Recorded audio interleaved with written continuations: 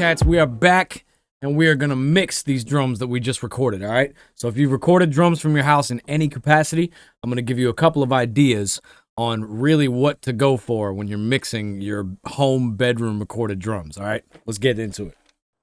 So here is our raw drums up against my homie John Maesta sample pack, which is available. You can go get it. It's called T-Gray Tones. Killing. All right, here's the drums on the piece of music.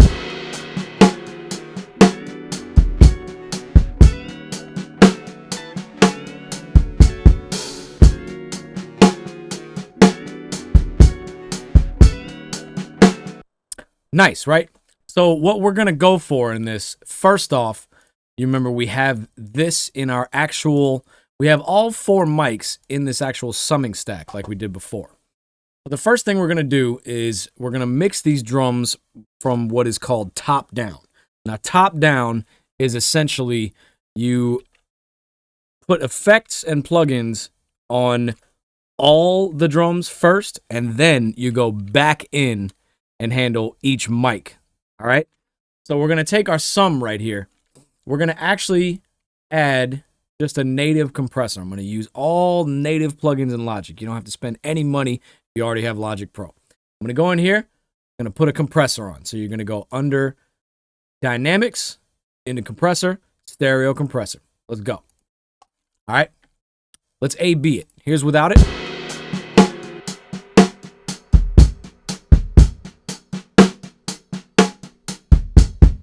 And the actual factory default setting on the Logic compressor is actually really killing. Check it out.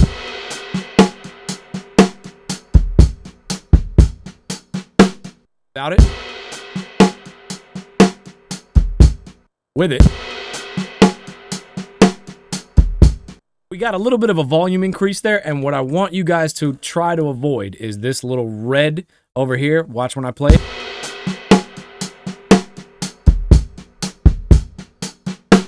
Now that red line's coming up on the compressor a little bit. All we need to do for that is take the makeup gain down. So the makeup is right here. It says makeup.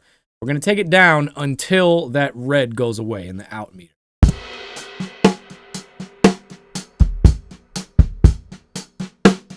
So we did minus 4 dB. That's minus 4 decibels on the makeup gain. All right. So the next thing we're going to do, I would like to add a little bit of saturation to this. So let's see what we got. So there's a native plugin in Logic. Go to your plugins, you go multi-effects. There's a killing effects modulator called Fat Effects. So you bring up a stereo instance of the Fat Effects, and there's a great preset for drums in here. It's called Fat Compression. PH Fat, kids. It's hip. So there is a preset in here called Fat Compression. Let's hear what it sounds like without it first.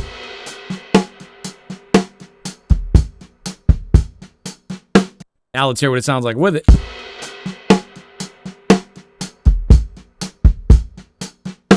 Pretty subtle, but it brings out a lot of the punchiness and roundness of the kit. All right. So now we're gonna go the opposite direction. We just went top down. Now we're going to go to our individual mic channels, all right? First thing I want to do, let's see what is doing what. Let's solo the hi-hat mic. So the hi-hat mic's doing a good job of not really picking up anything but the hi-hats. Let's go to that crush mic, that center kit position mic. So the first thing I'm noticing is there's a lot of low end coming out of that crush mic because it was right above the kick. Now, if you are using one mic, you're probably only going to want to use that one crush mic, right? Like center, not up against your bass drum knee, but facing your bass drum knee, up above the bass drum, maybe to the right a little bit. If you're using one mic, that's going to capture a lot of the kit. But if you're using 4 mics like we are, you're going to want to take this mic and you're going to want to immediately get some of that low end out of there, all right? So what you can do to achieve that is you go to your EQ, the native EQ in Logic called Channel EQ. You bring it up. Now, you're going to go to this low shelf right here, this low shelf icon up top. You see it? You're going to go to this low shelf icon. You're going to bring this all the way over to about, let's say 260 before we hear it. I might change it. Let's say 260 hertz, all right? Let's hear what that sounds like. with the EQ off. So it's taking out some of the kick, but I don't want it to take out all the low end. So I'm going to back that low shelf off to about, let's say, 180. Even further back. I want to let a little bit more low end in.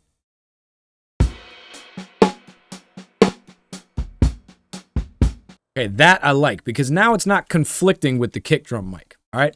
Like I said, if you're using one mic, you don't want to do this to the one mic because you're going to lose all of the kick drum sound. But if you're using 2, 3, or 4 mics, you're definitely going to want to do this to your crush mic. All right? Now, we're going to bring actually some more of the highs out of this because the overhead ended up being kind of mellow. Check out the overhead.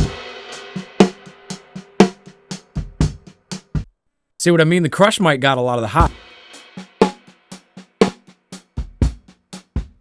I dig that. All right, now we're going to bring up some of the EQ, but not with the native channel EQ in Logic. We're going to bring up another EQ called the Vintage EQ. We're going to go to the Vintage Console EQ. All right, Vintage Console EQ.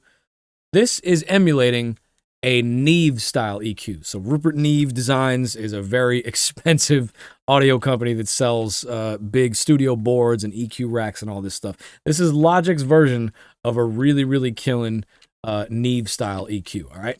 There's a preset in here. If you go to drums, and then you can go clear overheads, right? So what that's going to do is it's going to boost some of the highs. Check this out. Without it. Now with it, let's take that drive knob up a little bit too on the right here. Ooh, that's nice. So check out our crush mic without those two effects.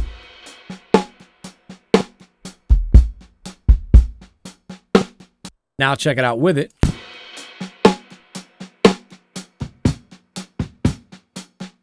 That's really, really nice. Next thing we're going to do is we're going to go to our kick mic and we're going to gate it.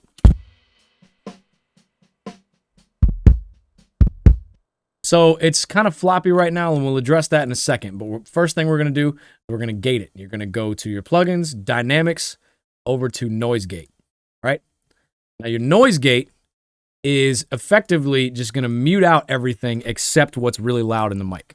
So you're going to take the threshold up. The threshold is how loud something needs to be before the gate opens up and lets the audio signal through.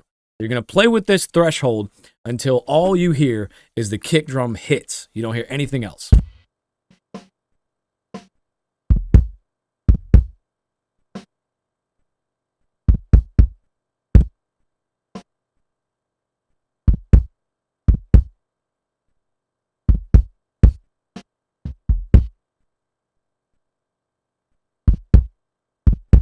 So at about 24 dB on the threshold, that's where we're only catching the kick. But it's a little bit robotic. Do you hear how the gate is closing and it's going whoop, whoop, whoop, whoop? We want it to be a little bit more organic than that. So what we do is we bring the release up a little bit. This is how long the gate is going to stay open before it slowly closes back up. So let's bring the release up to like, I don't know, 48 milliseconds. Let's see how that sounds. Maybe even a little bit more. Let's catch some of the ring of the kick drum. Maybe even a little bit more.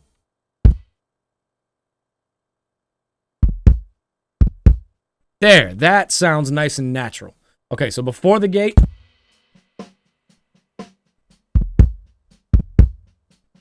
And then after the gate. All we are catching is the actual kick drum signal. All right, let's go to our mono overhead. Let's listen to it.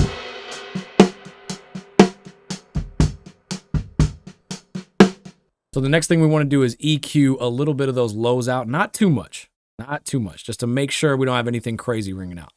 We're going to take that low shelf right there, up in the left corner, turn it on. Bring the low shelf to about 88. Let's just hear that.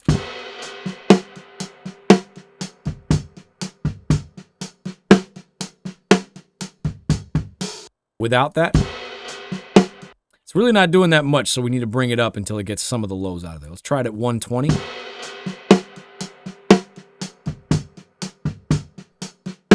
already tell that's better. All right, so we're going to bring up that same EQ that we used on our Crush mic. We're going to, not the same EQ, but the same type of EQ. Sorry. We're going to go down here, EQ, vintage EQ collection, and then vintage tube EQ this time, not the vintage console EQ. So this is Logic's emulation of another very expensive EQ unit, the Pultec EQ. All right. So there's another preset in this Pultec EQ for drums, and it is killing. All you got to do is go to overheads, and voila. Without it,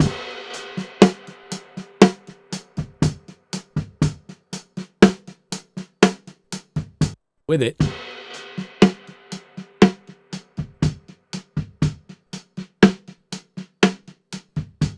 so what I ended up doing in this Pultec style EQ, again, native to Logic, what I ended up doing is I ended up taking the high boost all the way up to 10, all the way up. And I ended up putting the actual high frequency, on about 16 kilohertz. That's 16K. You ever hear somebody say, can you bring up the 13K or the 16K, like at a sound check or something? This is what they mean, kilohertz, all right? So check it out. Without our tube EQ,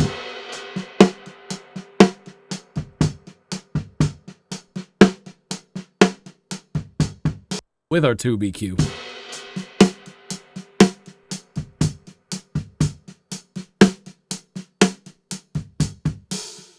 world of difference. Okay, so now let's listen to the whole thing without the music.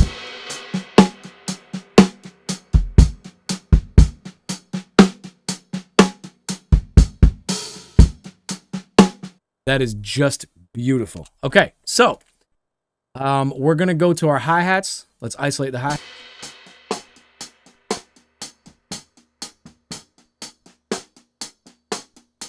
We really don't want those catching anything except for our hi-hat signal, right? So it's still getting a little bit of the snares, something ringing out in there a little bit.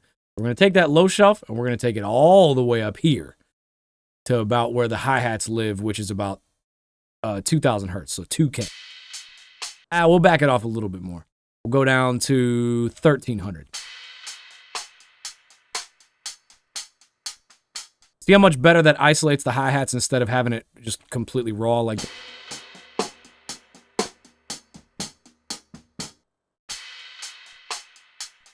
much better. And again, you can taper that low shelf to your liking. We'll bring it all the way down to like 605 hertz.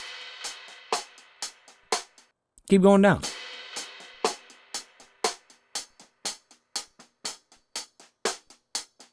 Okay, so those particular hi-hats seem to like living with a low shelf at 510 hertz, all right? So let's listen to the whole thing.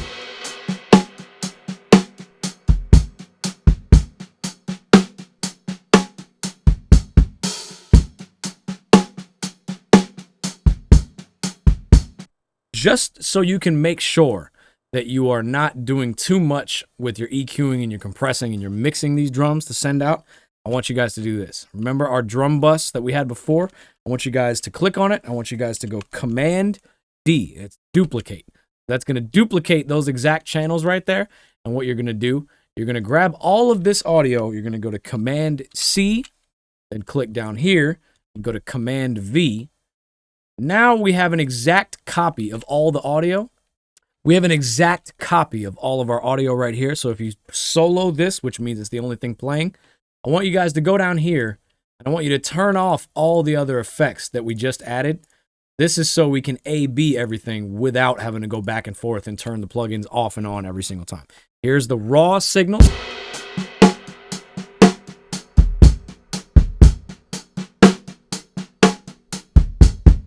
And here is our mixed signals up here.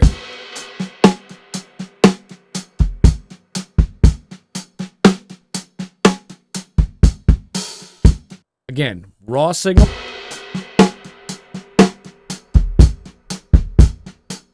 And our mixed signal.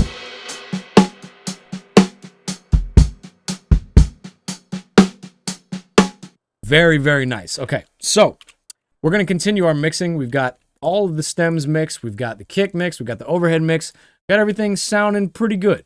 So the next thing we're going to do is we're going to go back up to our drum bus, all right? Back up to our drum bus, and this is where we can start getting creative. We can really start exploring some ideas of how we want these drums to sound. Because the thing you have to remember, you're recording drums from your house or your bedroom or your practice space or somewhere that is not a professionally treated studio. So you're already not really going to sound like these radio-ready record studios that you can go to. So with that in mind, it's not necessarily a bad thing. We can actually get creative as long as these drums sound interesting. That's all that matters, all right? So with that in mind, we're going to explore some ideas on how we can get these drums to really sound cool. So there's a couple of things you can do. The amps and pedals section has a great spring reverb emulator. So you can go into amps and pedals, pedal board, bring up a stereo instance of that. Now, into your pedal board, you're going to scroll down on these pedals right here. You're going to scroll down, bring up the spring box. And once you bring that up, the mix knob, you're going to have to bring that way, way, way down, maybe even on 1%. All right? Let's hear what the drums sound like through that. Peep this out. Bring the mix up because we didn't get that much. Bring the mix up to about 10.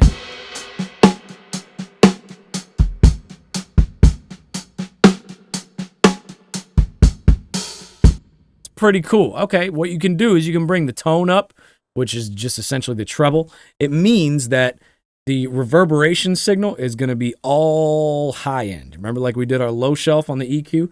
That's what this tone knob on the spring box is going to do. Turn the mix up a little bit. 25.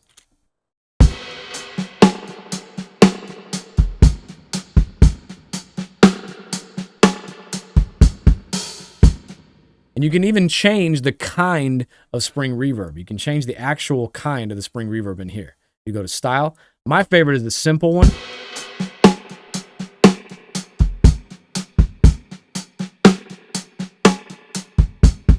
That's just real subtle, but let's explore all of them.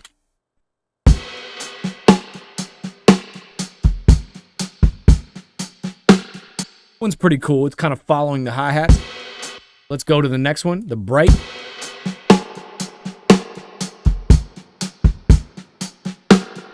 One's catching the snare drum the most. Let's go to the resonant one.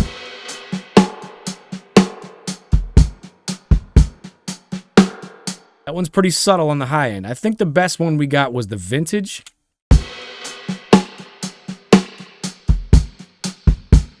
Absolutely beautiful. All right, so we're going to turn the mix down a little bit. We're actually going to turn the time down. That's how long the reverb decays. So the time is all the way down on short. The mix is back down on 20%.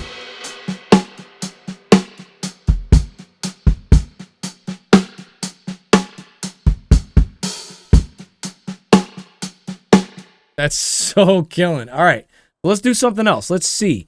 There's a bunch of tricks in Logic Pro that you can say we just want to bring up the high end of this break, all right? Here's the break without what I'm about to do to it.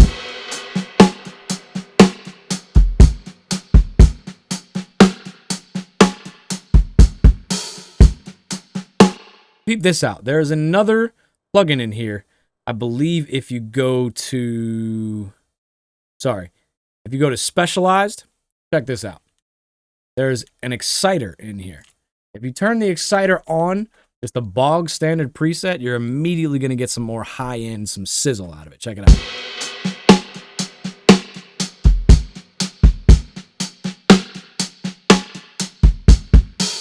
Without it. With it. You can play around with this. So I'm going to take the frequency all the way up to 1400 hertz. 14,000, sorry. Turn the harmonics way, way, way up to about 150%. Now check it out.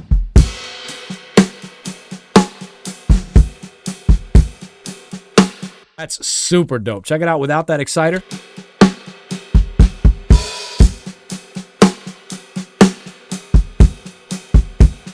You know when you wake up in the morning and you have to get the crust out of your eyes and you got to kind of rub it and then you can see a little bit better? That's exactly what this plugin does, man. And as you're making changes to the main drum bus, you're going to want to keep going back to your individual mics and making changes. So what I did, I went back to the Crush mic or a Neve style EQ, and I actually gave it even more high gain because I found when we added that exciter, we were losing some of the hi-hats that were coming out of the Crush mic. So I'm going to turn this high gain up to where I had it before when I liked it. Check out what it does to the high end.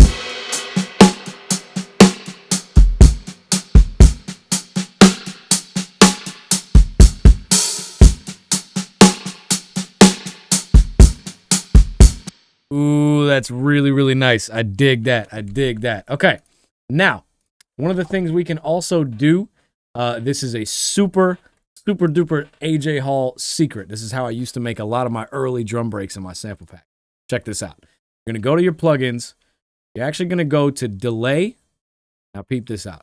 You're going to go to tape delay. You're going to bring up a stereo instance of the tape delay. This is where it gets very real, folks. All right. Take the tempo sync off. Take the delay time all the way down to 0.0 milliseconds. We are essentially emulating our drums going through a tape machine and coming out as a delayed signal. But if you take that delayed time all the way down, you're not actually getting any time in between the drums that you send into it and the drums that you're getting out of it. So we essentially have a tape saturator that is hidden here in Logic. Now peep this out. You're going to take the clip threshold down. So the threshold down means it has to reach about 7 dB before it starts to clip or distort, right? Peep it out without the tape delay.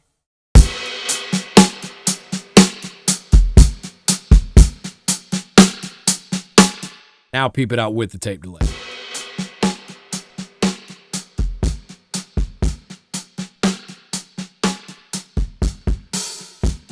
I especially like what that does to the kick drum. Now we're going to play around with where we actually put this tape delay. So I'm going to take the tape delay and actually put it before the exciter because we lost a little bit of that high end in the tape delay. But the exciter is going to take it back out. Remember the crusty opening your eyes plugin? All right. Tape delay is now after the exciter.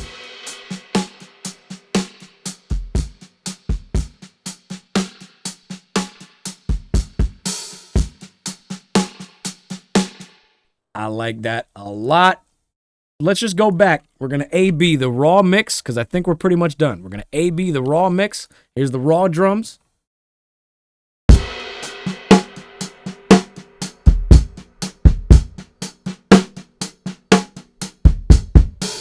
I mean, they're fine, you know. But check out what we ended up doing only with native plugins in Logic.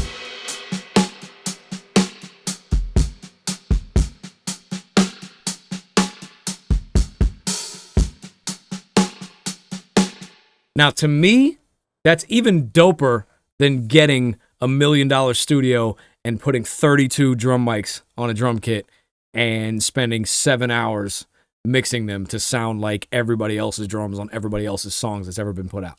This, to me, could work over a Tyler, the Creator track, right? Or like a Smino song or something like that. Let's peep it out over our piece of music.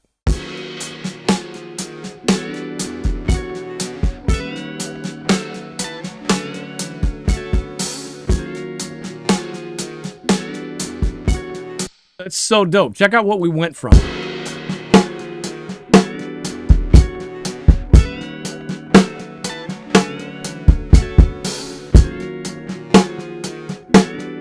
Now, check out the drums that we ended up mixing.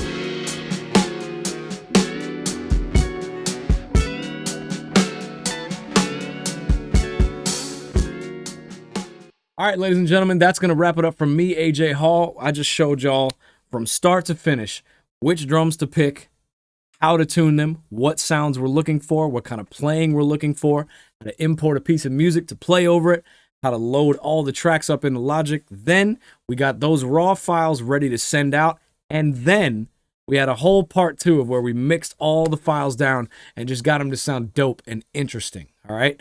You got to always remember, you're not going for the $1 million studio drum sound because there's $1 million studios everywhere that can do that for you. All right. What you need to focus on is being creative and making your drums sound interesting. All right. So my name is AJ Hall. If you want to check out any of my drum break sample packs, you can go to leftfielddrumbreaks.com. Appreciate the workshop for having me, and I will see y'all next time. Peace.